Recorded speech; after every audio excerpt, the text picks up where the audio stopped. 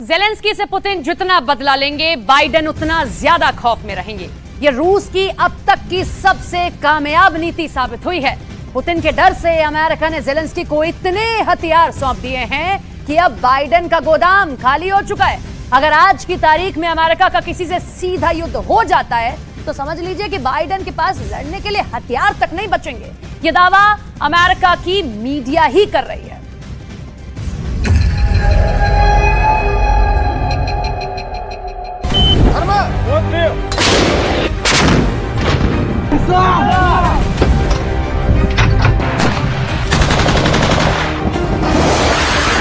Ukraine की मदद करते करते अमेरिका कंगाल हो चुका है।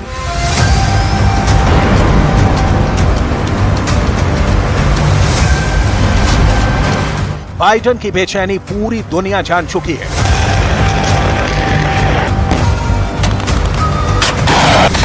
ज़ेलेंस्की की मदद करना अब अमेरिका के बस की बात नहीं, क्योंकि पानी सिर के ऊपर निकल चुका है।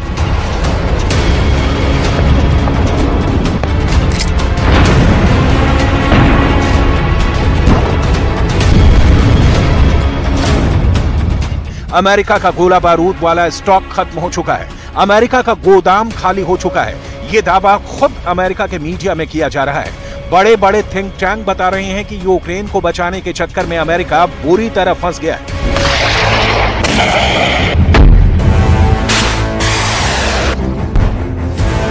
यूक्रेन की $40 अरब वाली मदद का दावा कर रहा अमेरिका अब खुद किसी भी युद्ध के लिए पूरी तरह तैयार नहीं है। व्हाइट हाउस में इस क्राइसिस की चर्चा हो रही है। कुछ आंकड़े तो हैरान कर देंगे।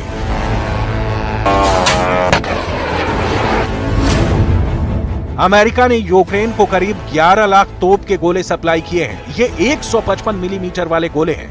अमेरिका हर साल ऐसे सिर्फ 85,000 गोले बना पाता है। और अब रिपोर्ट है कि अमेरिका अगर तेज काम भी करेगा तो उसे अपना गोले बनाने वाला गोदाम भरने के लिए 10 साल का वक्त लग सकता है। ऐसे ही अमेरिका को एंटी टैंक मिसाइल जैवलिन का स्टॉक भरने में 8 साल का वक्त लग सकता है। एयर डिफेंस मिसाइल स्टिंगर का गोदाम भरने के लिए अमेरिका को दिन रात 18 साल तक ये मिसाइलें बनानी पड़ेंगी।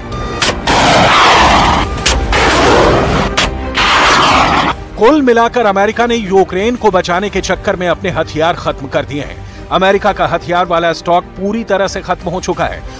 और अब अगर अमेरिका की रूस या किसी और देश से डायरेक्ट जंग शुरू हुई तो बाइडेन का हाल ठन ठन गोपाल वाला होगा। बाइडेन ने अमेरिका को बहुत ज्यादा मुश्किल में डाल दिया है। सोचिए कितने दयनीय होंगे वो हालात जब अमेरिका की सेना बाइडेन को बताए कि हमारे पास तोप हैं लेकिन गोले नहीं हैं, हमारे पास स्टिंगर मिसाइल नहीं है, हमारे पास जैवलिन मिसाइल खत्म हो चुकी है। ज़ेलेंस्की को भी अमेरिका का एहसान मानना होगा।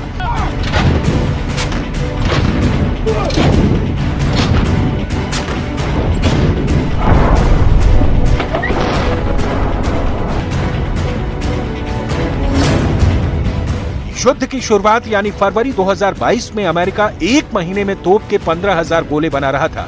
तब ज़ेलेंस्की की खातिर अमेरिका ने उत्पादन तिगुना कर दिया और सितंबर 2022 में 45,000 गोले बनाए जाने लगे। ज़ेलेंस्की ने डिमांड बढ़ाई तो जनवरी 2023 में अमेरिका का हर महीने का उत्पादन 90,000 गोलों तक पहुंचा दिया गया। अमेरिका के पास बड़ी बड़ी मिसाइलों की कमी बेशक ना हो, अमेरिका के पास परमाणु बम की किल्लत चाहे ना हो, लेकिन एक पारंपरिक युद्ध जमीन पर आमने सामने वाली लड़ाई में लड़ा जाता है।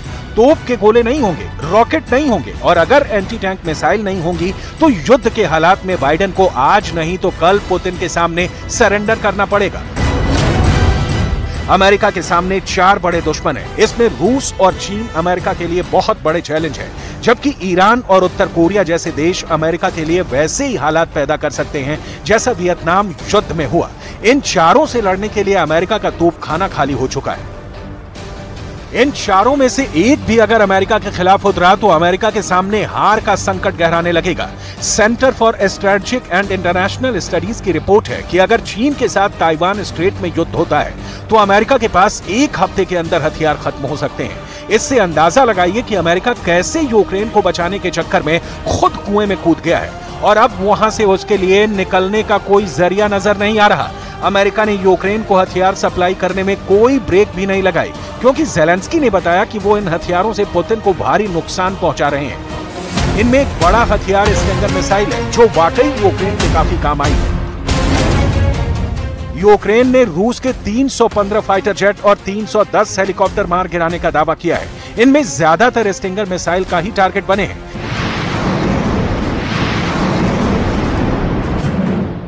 दस सेकंड का वीडियो देखिए जिसमें ज़ेलेंस्की ने अमेरिका से मिले स्टिंगर मिसाइल से पुतिन का सुखोई 25 फाइटर जेट मार गिराया था। यह वीडियो अक्टूबर 2022 का है। पुतिन का फाइटर बहुत नीचे उड़ान भर रहा था। पायलट को यकीन था कि उसका कुछ नहीं बिगड़ेगा। अचानक इस विमान से एक मिसाइल टकराती है और इस फाइटर का मिशन ओवर हो जाता है। पायलट इजेक्ट करता है, यानी वो सीट समेत पैराशूट के जरिए विमान से बाहर आ जाता है। जब पायलट पैराशूट से नीचे आ रहा होता है तब एक दूरी पर विमान को गिरते हुए और आग के गोले में तब्दील होते देखा जा सकता है। ये हमला स्टिंगर मिसाइल से ही किया गया था। रूस का सुखोई 25 काफी नीची उड़ान भर रहा था। तभी जंगलों के बीच तैनात यूक्रेन का एक फौजी अपने स्टिंगर मिसाइल के साथ तैयार रहता है और वो इस मिसाइल को कंधे पर रखकर लॉन्च करता है और फिर स्टिंगर मिसाइल विमान से जा टकराती है।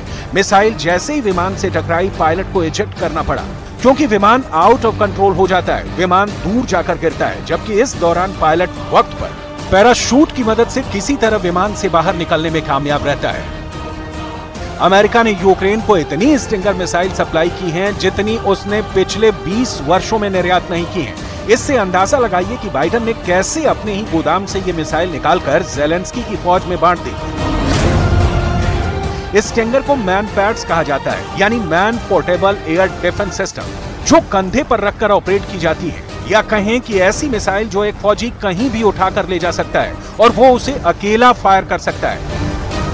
ये ऐसी मिसाइल होती हैं जो 5000 मीटर की रेंज तक दुश्मनों के ठिकाने, उनके हेलीकॉप्टर और ड्रोन को मार गिरा सकती हैं। इस स्टिंगर के बाद अमेरिका के सामने 155 मिलीमीटर वाले गोलों का संकट गहरा गया है। यह गोला किसी भी आर्टिलरी का सबसे घातक हथियार माना जाता है। ये गोला जहां गिरता है उसके 50 मीटर के दायरे में कोई भी जिंदा नहीं बच सकता। अगर कोई 100 मीटर के दायरे में है तो उसका घायल ना होना नामुमकिन कहा जाएगा। इस गोले की फायर पावर सबसे ज्यादा होती है और ये M777 जैसी तोप से दागा जा सकता है। ये तोप भी अमेरिका ने ज़ेलेंस्की को बड़े पैमाने पर सप्लाई की है। लेकिन अब गोले खत्म होने के बाद बाइडेन ने जैसे हाथ खड़े कर दिए हैं। ज़ेलेंस्की को अब 155 मिलीमीटर वाले गोले खत्म होने के बाद अमेरिका की तरफ से 105 मिलीमीटर के गोले सप्लाई किए जा रहे हैं। जाहिर है कि अमेरिका के पास अपने लिए ही स्टॉक नहीं बचा है। अब सवाल है कि यूक्रेन में चल रहे युद्ध को लेकर बाइडेन ज़ेलेंस्की से पहले खुद को कैसे बचाएंगे। बाइडेन इस बात से बहुत टेंशन में है कि वो यूक्रेन को लगातार हथियार सप्लाई कर रहे हैं। अमेरिका का हथियारों वाला स्टॉक खाली हो गया है। अब उनके सामने बड़ा चैलेंज अपना गोदाम भरना है, जो आसान नजर नहीं आ रहा।